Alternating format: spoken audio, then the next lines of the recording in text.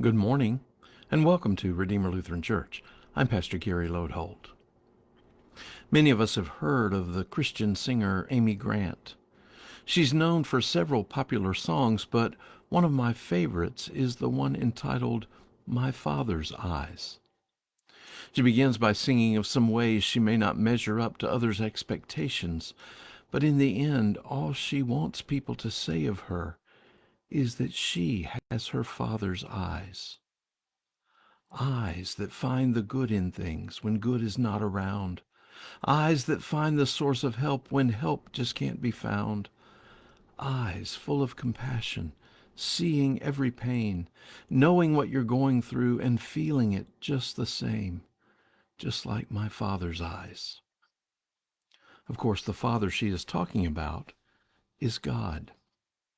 Wouldn't it be wonderful if we all looked at our world with God's eyes of love and grace?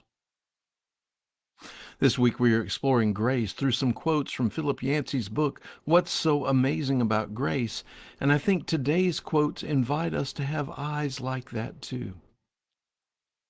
Today's first quote from Yancey's book says, "The world thirsts for grace. When grace descends, the world falls silent before it." The hymn, When I Survey the Wondrous Cross, ends with the line, "Love so amazing, so divine, demands my soul, my life, my all." When Elijah was discouraged and God appeared to him after a wind and a fire and an earthquake, God was found in the midst of sheer silence. When we come face to face with the grace of God, we are dumbstruck and filled with awe. How can this be? How can this be a gift? What wondrous love is this? Then Yancey asks another question about our eyes, or put another way, about our view of things. He asks, are we concentrating more on the kingdom of this world than on the kingdom that is not of this world? It's a question worth considering.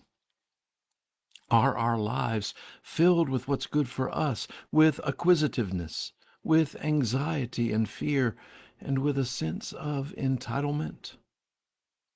How are we ignoring those in need around us, or even halfway across the globe? How can we, who so need the refuge of God's grace, ignore the plight of refugees?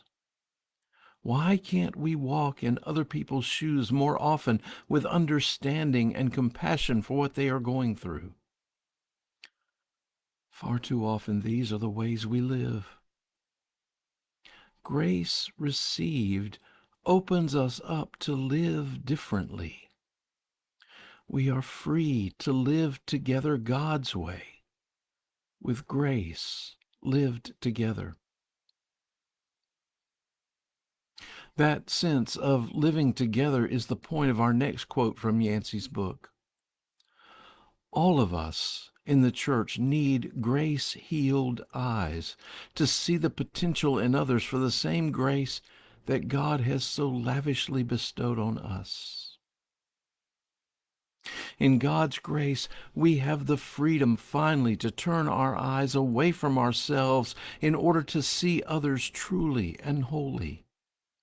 Suddenly, we discover that no matter our differences, they are people just like us, in need of God's lavish grace, and just like us in receiving God's lavish grace.